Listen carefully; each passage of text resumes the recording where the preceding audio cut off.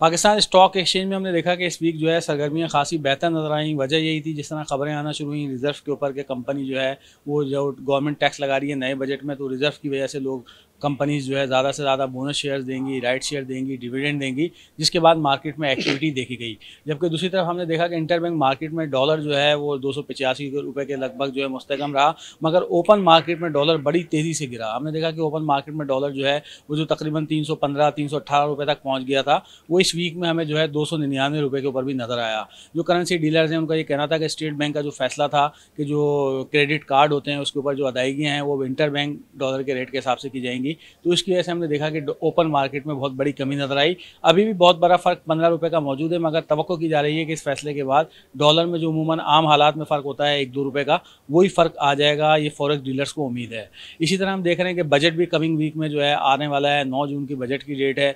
Market किस तरह इसको ले रही है, इन सारी चीज़ों को, खबरों को, डॉलर को, इसके ऊपर हम बात करेंगे। हमारे साथ जो है आरिफ हबीब कॉर्पोरेशन के डायरेक्टर एहसन मेहनती साहब मौजूद हैं। एहसन साहब, ये बताइएगा बजट से क्या उम्मीदें हैं, इस पूरे वीक में बाजार को कैसा देखा, अगला वीक किस तरह देख रहे हैं आप? देखिए, आई थिंक कि जो इस वक्त मार्केट के अंदर पॉजिटिव सेंटिमेंट है उसकी जो वजह है वो रुपी का स्ट्रांग होना है। हमने देखा कल 25 रुपए तक रुपी स्ट्रांग हुआ अगेंस्ट डॉलर।